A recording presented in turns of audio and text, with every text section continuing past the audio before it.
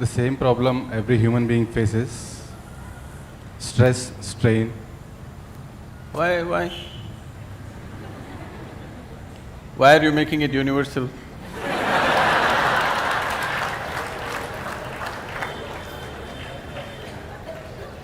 You are assuming that. Okay, you are stressed and strained and what? And one more point. Torture. Getting married and traveling in the path of yoga to reach to the destination, and not getting married, going on the path of the yoga. Which one is the best way?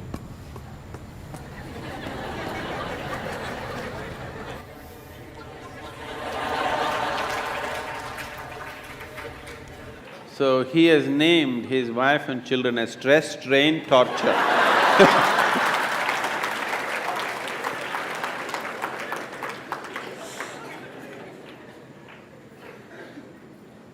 Wife and two children, stress, strain and torture. How's that? I don't want you to travel in the path of yoga. Whatever goddamn path you're traveling on, take yoga with you.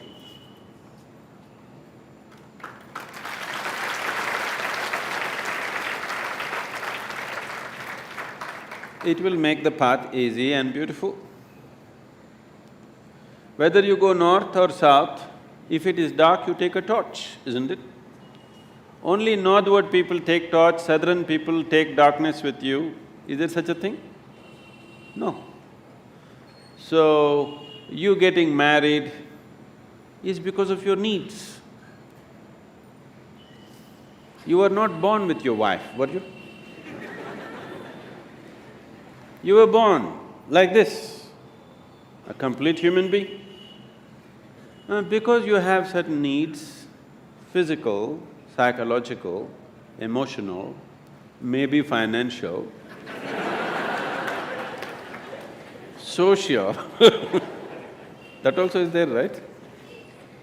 So, various needs. Marriage is generally supposed to be a package which deals with all these needs. Physical needs, psychological needs, emotional needs, social needs, sometimes financial needs also. So it is a comprehensive package that if you get married, all these problems are solved in one shot. Sometimes they may refuse to fulfill some of your needs. So you get stressed, strained and tortured. I want you to understand, you married for your well-being, not as some sacrifice for somebody's sake. You married for your needs and your well-being, isn't it? You better remember that all your life. You married and tied up the other person with you because you have needs. You did not do it for the other person's sake. Yes or no? Let's be straight about this. Yes or no? Yes.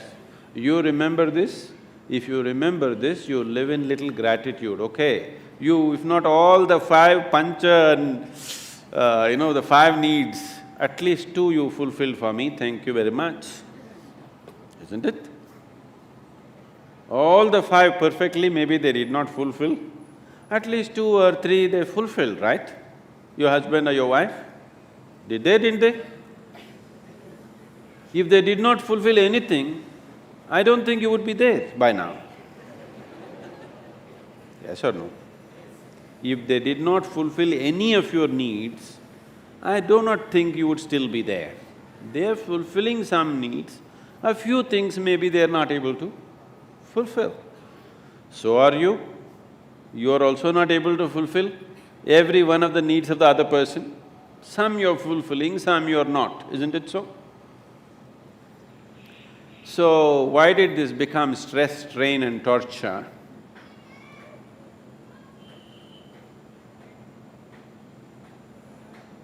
Whichever way you have made it, till now, it doesn't matter.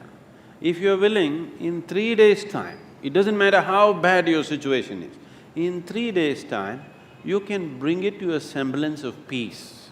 If not love, if not ecstasy, at least you can bring it to a peaceful state in 3 days' time if you are willing, 100%. Yes or no? At least you can shut up. Simply, whatever happens. Peace will happen. And maybe they will love it.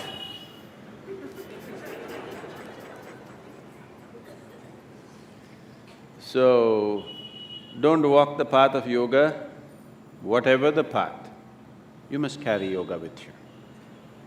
If you carry yoga with you, it'll light up your path, whatever path you have chosen. You have chosen your path out of your needs. You already done it, so that's up to you. Those who have not done it, I would like you to choose your path not out of your compulsive needs, but of your conscious needs.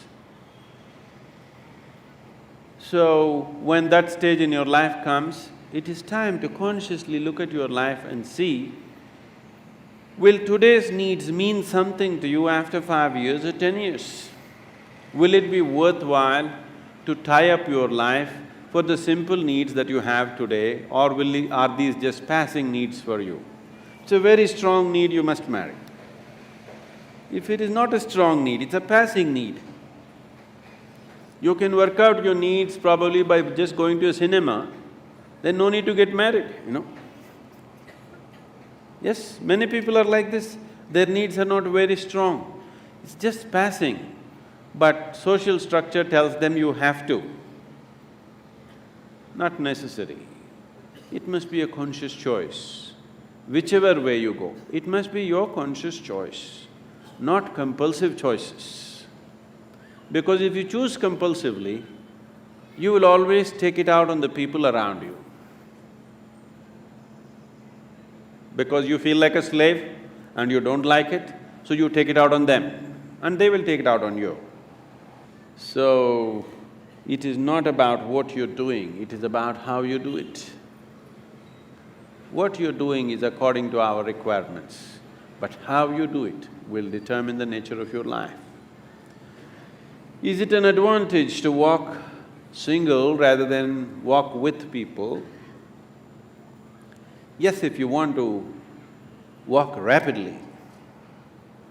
In Africa there is a saying, they say, if you want to walk quick, walk alone. If you want to walk long, walk in company. If you're making a long distance journey, it's better to have company. If you are walking a short distance and very quick you want to walk, it's best to go alone, isn't it? Gautama said another thing.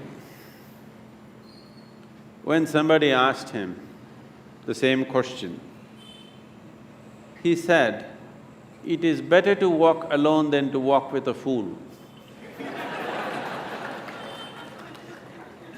Because by looking at you, he is very clear, who else will marry you?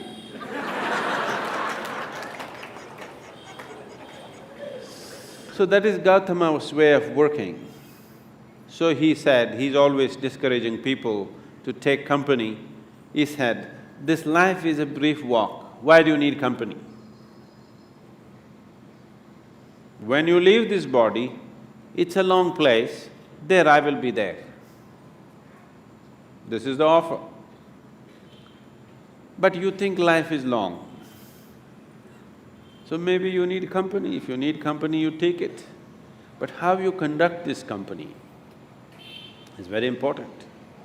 If you want to conduct this sensibly, one of the most important things that you need to do, particularly with your children, you must do this, is your psychological and your emotional framework should be around the basic fact of life. The basic fact of life is that you're mortal. Your psychological and emotional structure should be formed around your mortality. This is most important. If you're constantly aware that this is a brief life, any moment you'll fall dead actually. then you would organize your life and conduct your life in a certain way. When you know time is ticking away, any moment you will be knocked down, you have no time to get angry with somebody, isn't it? You have no time to fight with somebody here. You have no time to sit there depressed for a long period of time because tick, tick, tick, tick, it's going away. Because your psychological structure is organized around your immortality, because of that, you have lot of time to fight, to be depressed, to be frustrated, to fret, to fume. You have lot of time. So it's very, very important that everybody organizes their psychological and emotional structure around the mortal nature of our existence. After all, you are just a baton carrier between the last generation and the next generation, isn't it? Yes? For a brief time it's in your hands, this world. Afterwards, somebody else is going to take it. You will see, taking the baton from the previous generation happens in most ugly ways. Handing over the baton to the next generation happens in horrible ways, simply because people's mind is structured around their belief of immortality. They don't see they're mortal. If you're constantly aware that you're mortal, sense will naturally dawn upon you. You will have no time for foolishness. Suppose you're aware that tomorrow you're going to die, would you spend today fighting with somebody? Because your time is ticking, isn't it? And your time is ticking even now. Not after a doctor diagnoses you with some horrible disease. Even now it's ticking, isn't it so? If you want to explore the possibility of what this is, the immensity of what this is, then the time is ticking too rapidly. And time is an extremely relative experience. If you're joyful and blissful, even if you live to be 100, it's a very brief life. It's gone in no time. So, in this brief life, where do you get time for stress, strain and torture? I don't know. Where you get time? This is simply because you think you're immortal. This is the biggest mistake you have done.